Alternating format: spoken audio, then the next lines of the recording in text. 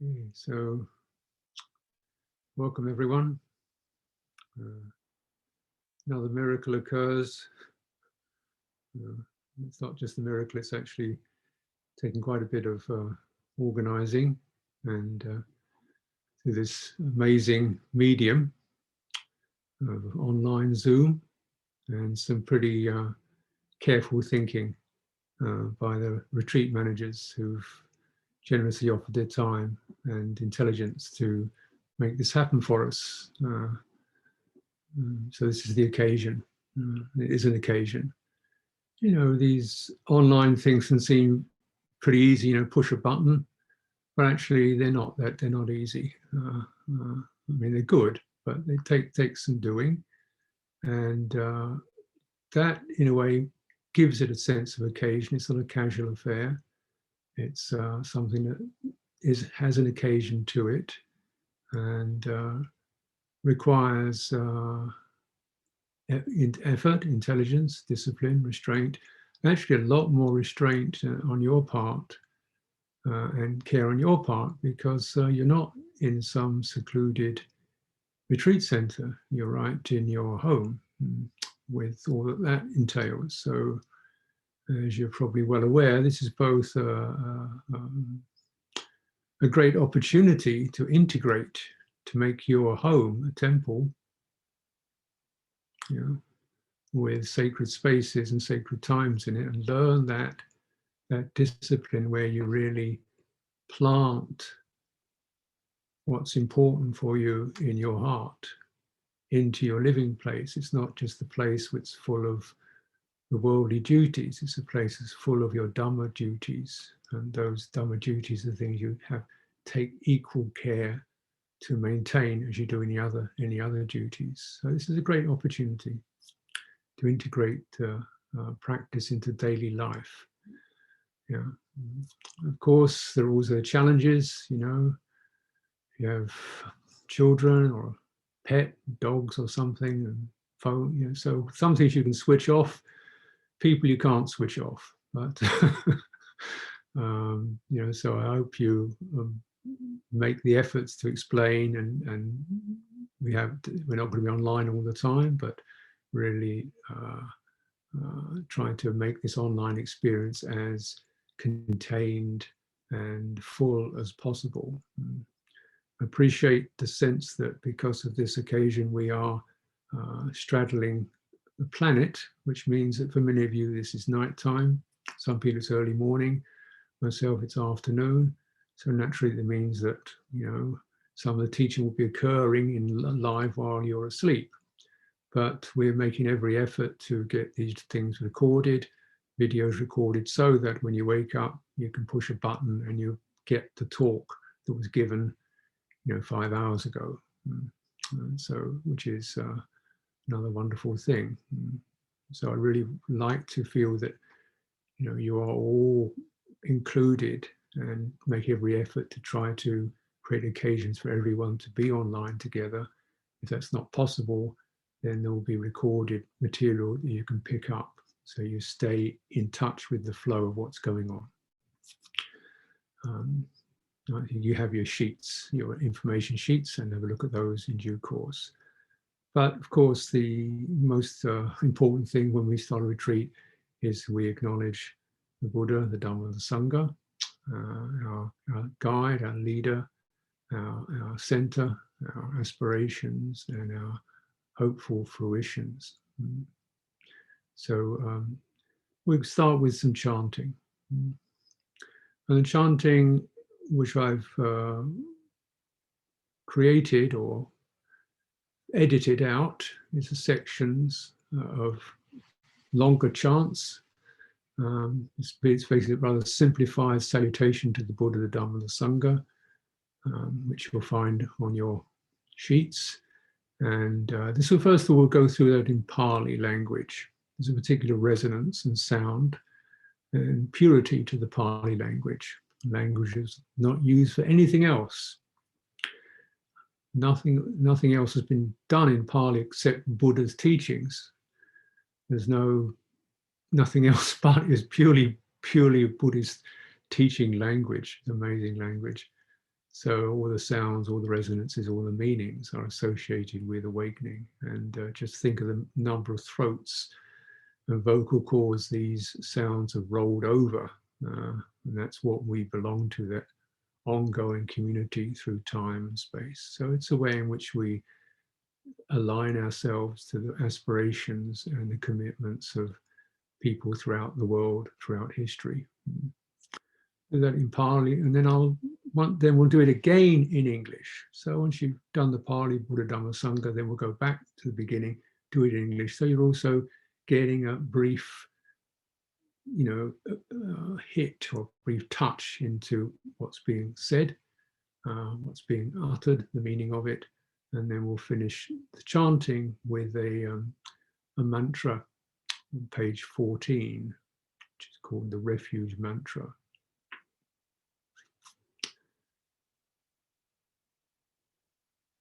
So for those of you not familiar with this, we begin by making an offering of incense to the Buddha, we have an image of the Buddha here.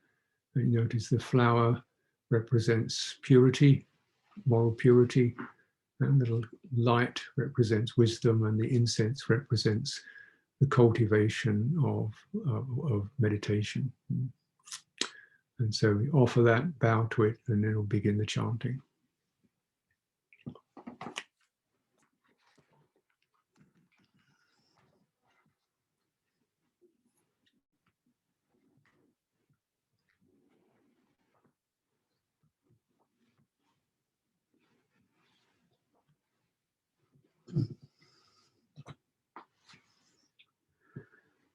Now, normally, of course, we have the wonderful experience of hearing 50 other people, but because when you do this online, if we open it up to everybody, the voices don't actually synchronize. So you get this incredible cacophony of voices not harmonizing. So it would just be you and me chanting together. But imagine there's another 200 people doing the same thing, because that's actually the case.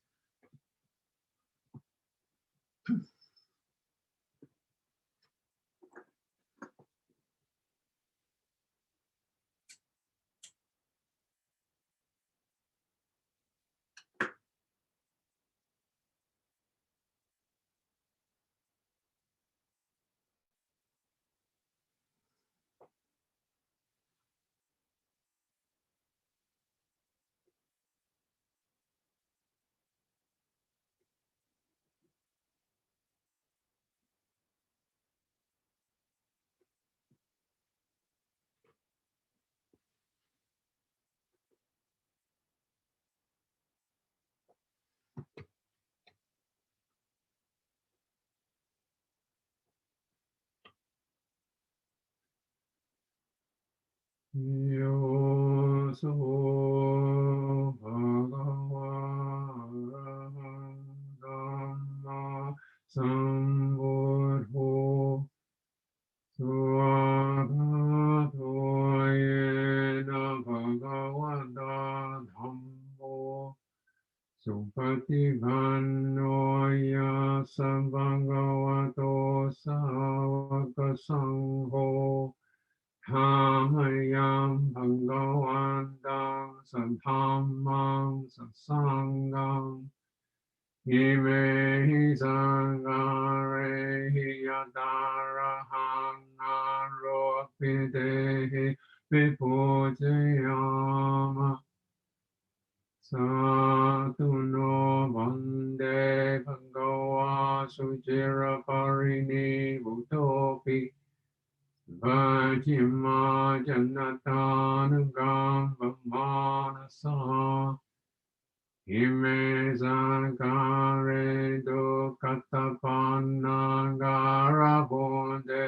Katigan Hatu Ham Hagam Diharatang Itaya Sukhaya Arahang Samma Sambuddho Bhagava Buddham Bhagavantang Abhivadimi.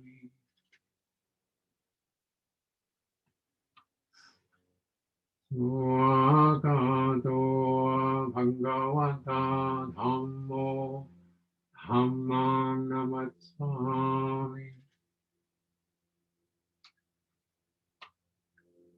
Supatipanno bhagavato savaka sangho sanghang namami. Damayam buddhasa bhagavato upapakanamakkarang aromasi. Namo tassa bhagavato arahato samma sambuddhassa. Namo tassa bhagavato arahato samma sambuddhassa. Namo tassa bhagavato arahato samma sambuddhassa.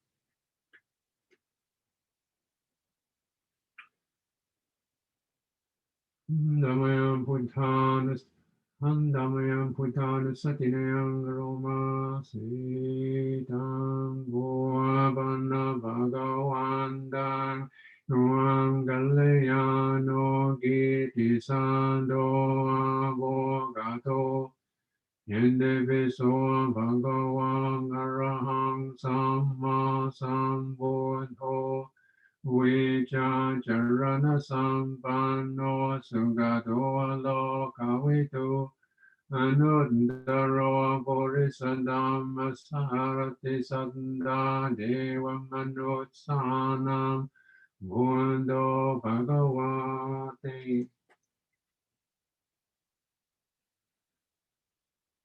Damayam dhamman satinam romasi. Damayam dhamma satyam garoma se sovakato bhagavata dhammo sande tingo vakali go ehi passigo apanayiko pajadang veditapo vinyuhi namahang dhammang apipuchayami namahang dhammang Tiratsanamami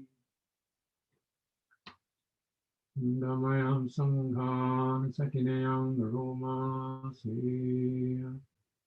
Patipanno Bhagavato Savaka Sangho Ujupatipanno Bhagavato Savaka Sangho Nyaya Patipanno Bhagavato Savaka Sangho Sami Chipatipanno Bhagavato Savaka Sangho Yandinam Jatandari Borisa Yukani Atta Borisa Bukala Esa Bhagavato Savaka Sangho Ahuneyo Bahuneyo Dakineyo Anjali Karaneyo Anuttarang Punya Kitan Lokasate.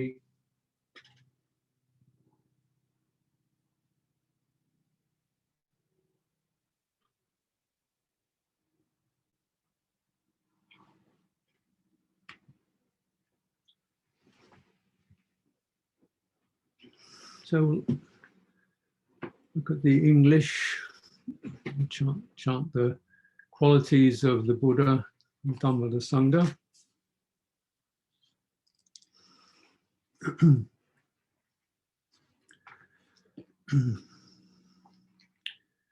Now let us chant the recollection of the Buddha. A good word of the Blessed One's reputation has spread as follows. He, the Blessed One, is indeed the Pure One, the perfectly enlightened One. He is impeccable in conduct and understanding, the accomplished One, the knower of the worlds. He trains perfectly those who wish to be trained. He is teacher of gods and humans. He is awake and holy.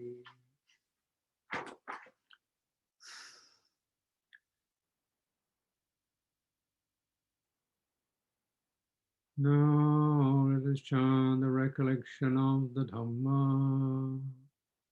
The Dhamma is well expounded by the Blessed One, apparent here and now, timeless, encouraging investigation, leading inwards, to be experienced individually by the wise.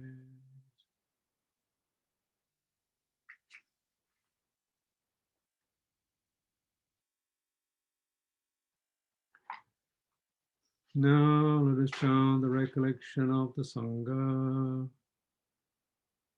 They are the Blessed One's disciples who have practiced well, who have practiced directly, who have practiced insightfully, those who practice with integrity. That is the four pairs, the 8 kinds of noble beings. These are the Blessed One's disciples. Such ones are worthy of gifts, worthy of hospitality, worthy of offerings, worthy of respect.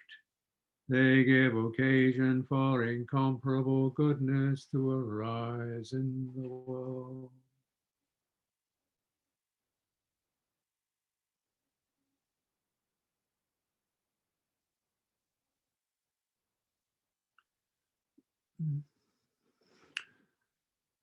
So when we cultivate chanting, and this is called puja, which means to honor, to praise, and it's a particular um, gesture of the heart that we're capable of. It's an important gesture to be able to make, because it's a gesture of the heart that lifts and rises without craving, without pushing, without willpower, without desire, just the sense of rising up. And rising up with something we feel is beautiful, worth living for, worth rising up to. And it's important to cultivate that every day, because a lot of time we're just dragging ourselves onwards or being pushed onwards, or stuff, or falling down, dragging ourselves along, or swept along, or spun around. We lose autonomy in this flooded world. But this is an occasion we stick our heads out of the floods and rise up. And that's the theme of meditation, of Dhamma practice, sticking it out of the flood and rising up. An occasion for incomparable goodness to arise in the world. Yeah. And so when you do the English, you might find a particular phrase that suddenly strikes you as worthy of consideration. Now, the quality of rising up through puja is embodied. So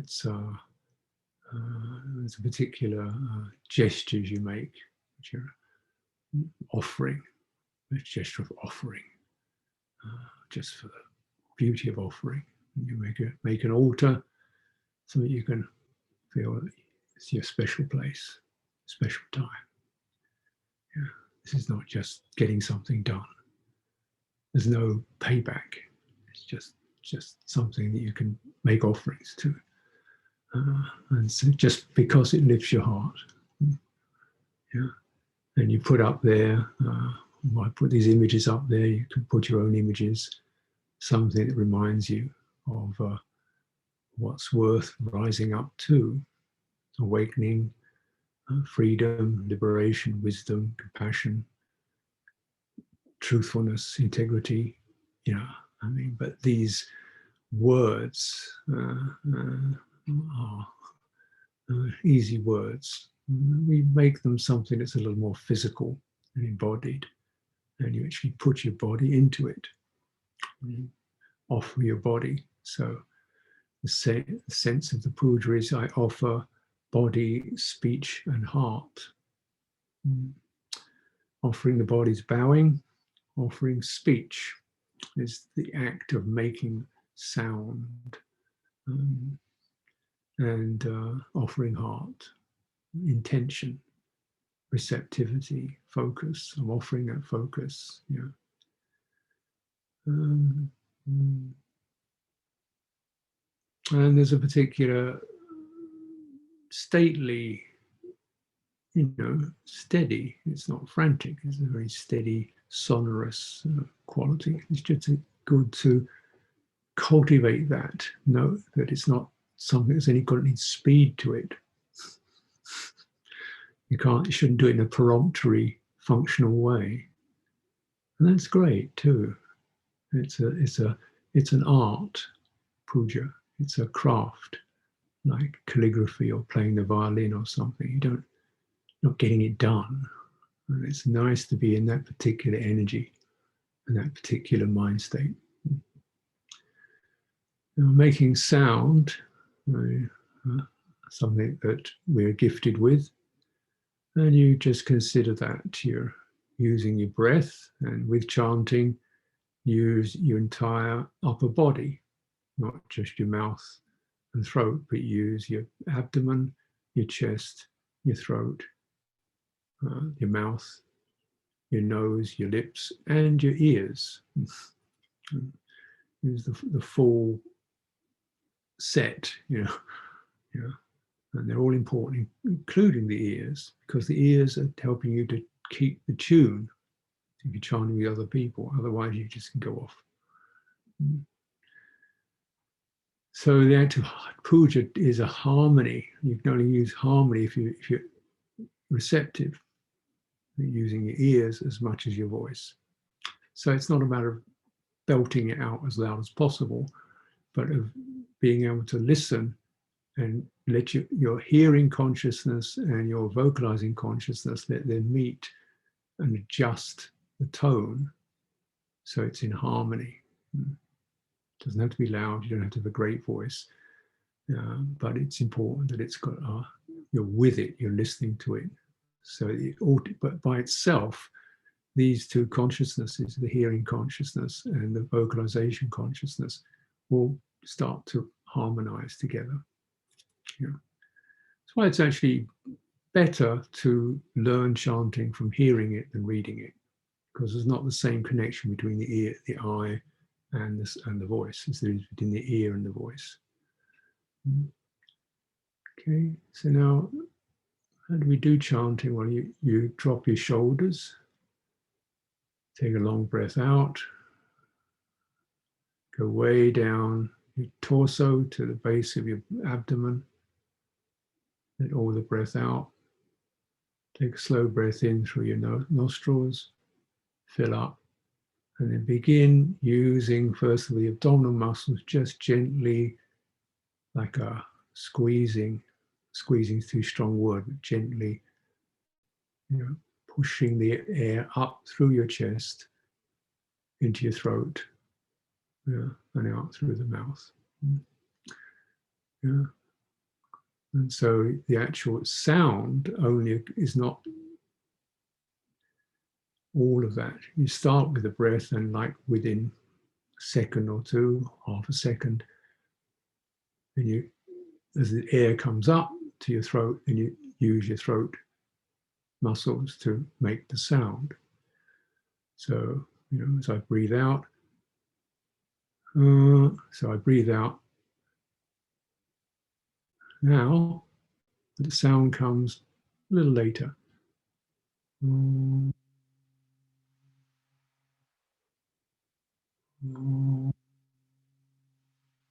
listen. If you listen and also tune in with your body, you can feel resonances occurring in your skin, in the bones, particularly the chest bones and head bones.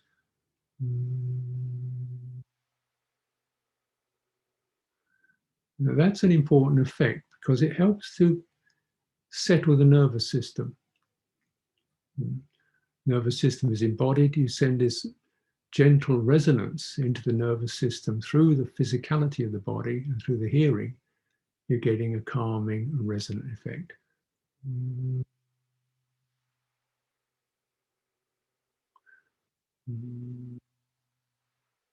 And so really you keep the chanting in your body. What comes out of your mouth is that comes, but really to feel it in your body as it's coming up through your chest, through your throat. Feel it resonate in the palate, which is right underneath the brain. It starts to ring.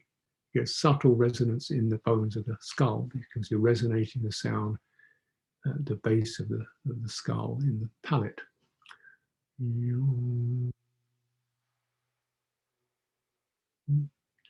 And don't push it. Because once that sound's gone out of your mouth, there's nothing you can do with it. It's gone. It's too late. So while you got hold of it in your mouth, in your throat, in your tongue, and your lips, really hold it so that when it comes out, you've done everything you want to do with that sound.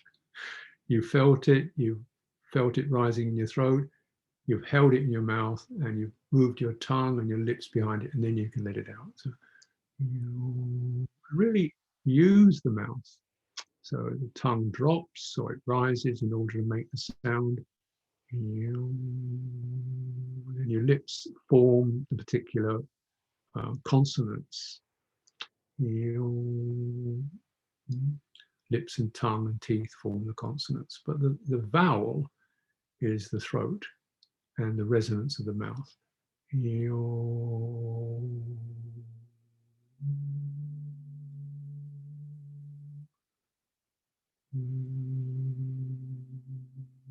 So the vowel is always the open sound, which is the resonance to it. And the consonants, those hard sounds, k, j, p, they just cut it, clip it into shape. And those are nice, light, crisp sounds, the sounds of the consonants. And the Pali language is such that it's every vowel is a pure sound.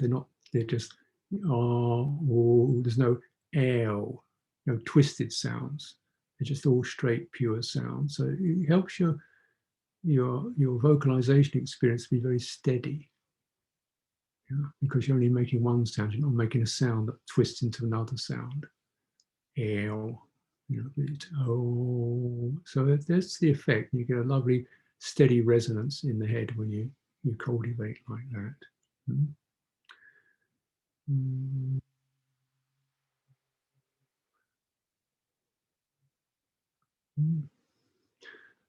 If you're familiar or just a little bit spooked by the sight of these Pali letters, just listen to the sound. You'll get it. It's not the same as an English language. Got H's, which are just, the H is just the P sound. It's not rather than the B sound. So you just have a B on its own, B. But if it's BH, it's B. So you get soft, plosive sounds, and you'll pick it up. You can look at it online. You can look at a chanting book. They'll tell you how all this stuff operates. But for now, we won't bother with that. You'll pick it up.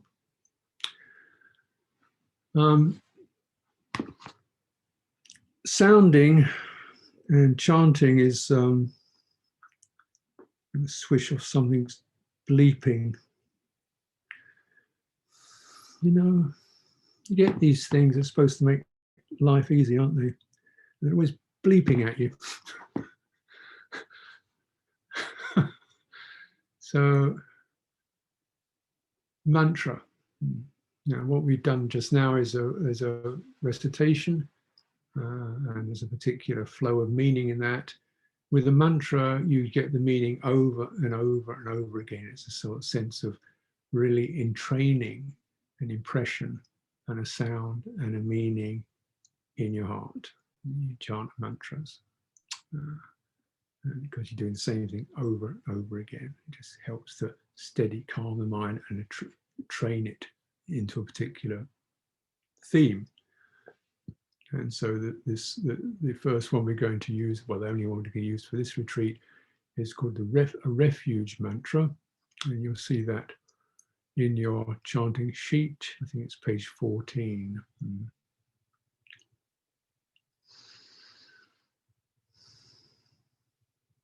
And mantras are generally done either in threes. So you might do three recitation, do it 3 times or 9 times, or depending how much energy you have, you do them in 3, 9, and so on and so on. 108 if you're really into big time mantra recitations, but we'll just start with the 3.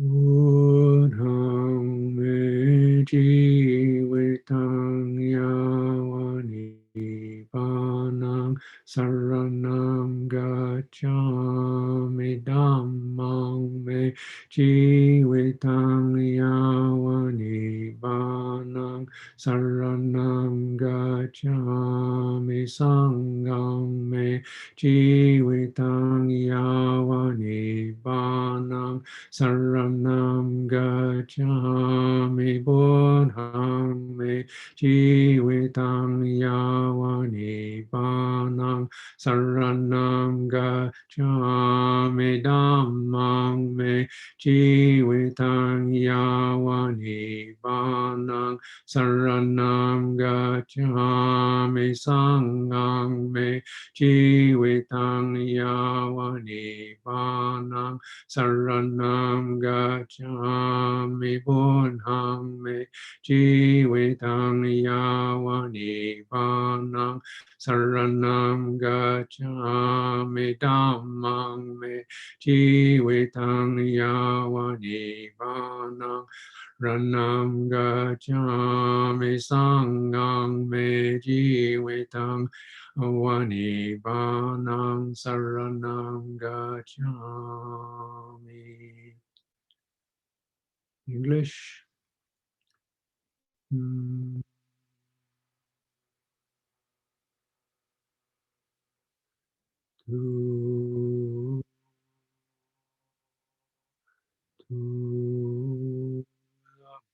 There I go for refuge, giving my life to realize Nibbana. To the Dhamma I go for refuge, giving my life to realize Nibbana. To the Sangha I go for refuge, giving my life to realize Nibbana.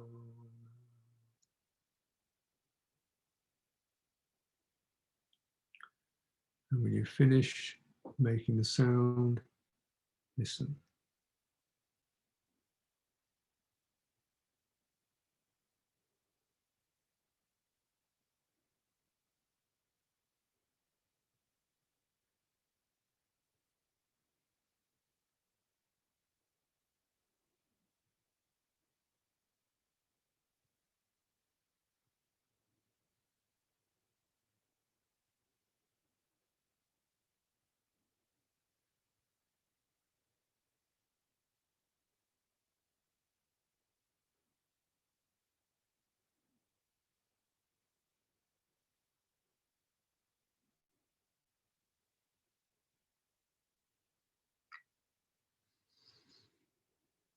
Listen with the ears, listen with the heart,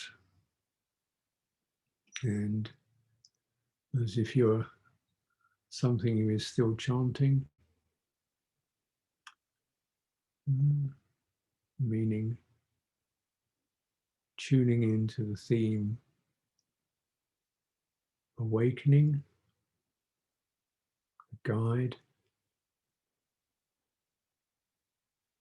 being guided,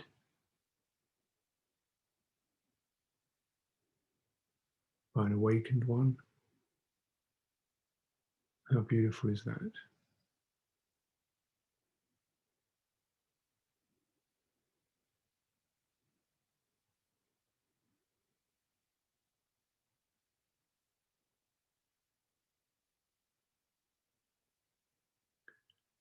A teaching accessible, relevant, available, leading you onwards,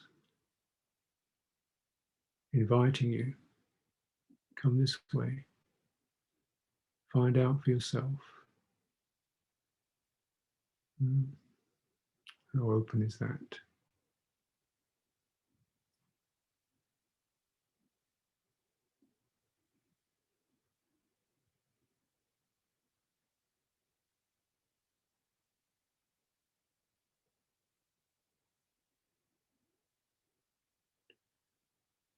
Companionship,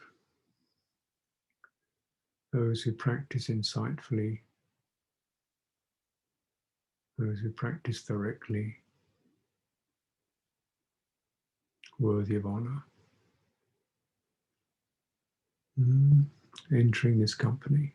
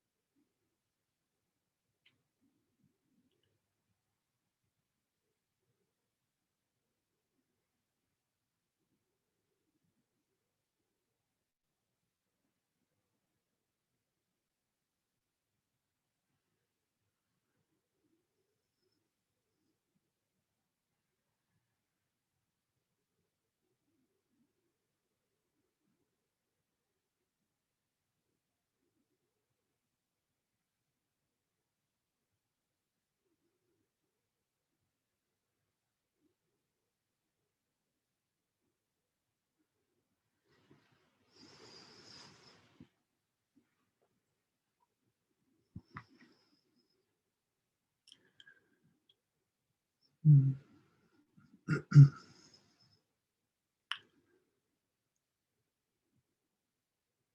As chanting, we're setting up the body, speech, and heart, bringing them together. And this is the combination we use for meditation. It's not separate, it's the same thing. Meditation, we don't make external sound, and our thinking, our speaking is minimal.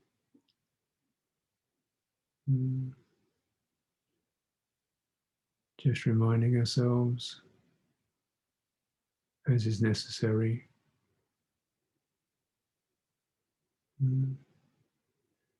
bring yourself out of the flood. Rise through the body, the spine, open the chest, keep the head up. Use the body energy to rise. The span of the chest opening. Where the inside of the mouth,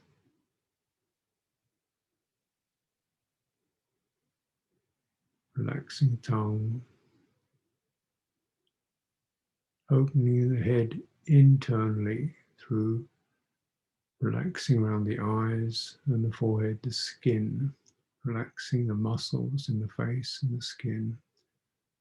Get a sense of the head opening, no longer such a pressurized zone or an organizing zone. Feeling the space that occurs when the organization and the pressure stops. We realize a certain space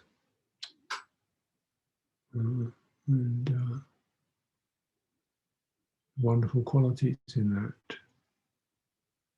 Openness, receptive. Hold the space with your body so you feel the sense of the spine rising, frame of the body. It's just like a picture frame. So we don't fall over into the picture, fall over into our minds. And ventilate,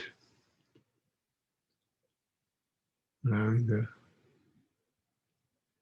turgid or dark or muddled energies to be breathed out.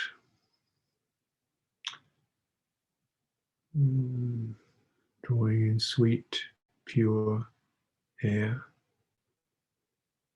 breathing out turgid, tangled,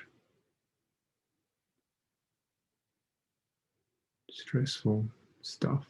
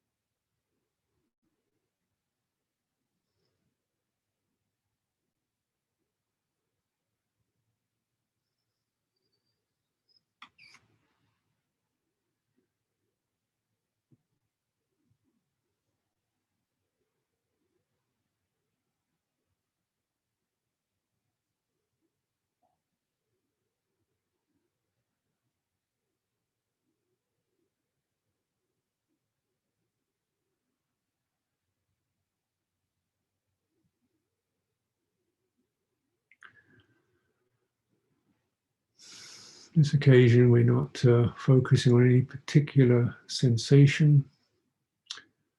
Primarily, we're just cultivating rising up, holding up, opening, ventilating, you might say. It's an energy practice, clearing energies. Pujas help to stimulate and massage energy in the heart, voice, and body. Wakens everything up in the system internally. Quieten it down. All the energy of your mind, heart, body. Breathing out. Every inhalation, it rises again, comes in, we are restored, breathing out, ventilating, to get a sense of clearing and steadying. Focus on the energy.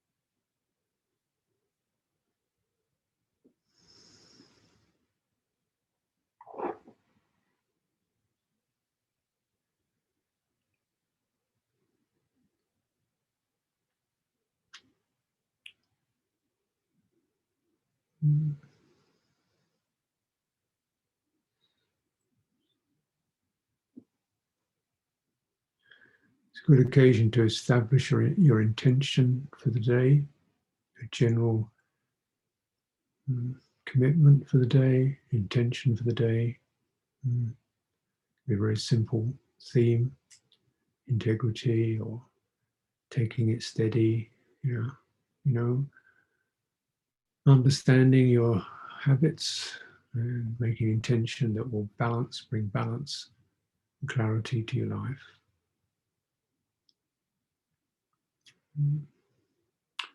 So we'll now conclude the morning, the puja, and the salutation, final salutation, closing homage.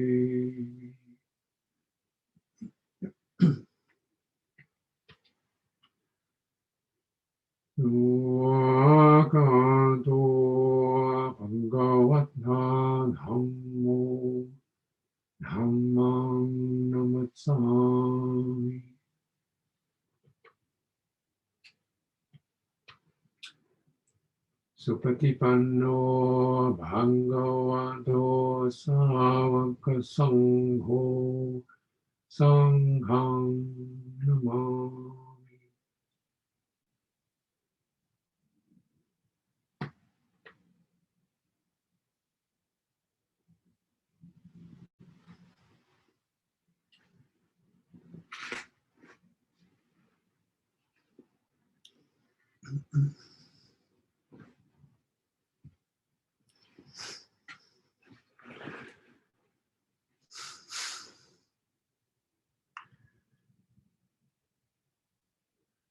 So we'll close the group session this time. And for those of you who are available, we'll meet again in about 1 hour, 1 hour's time.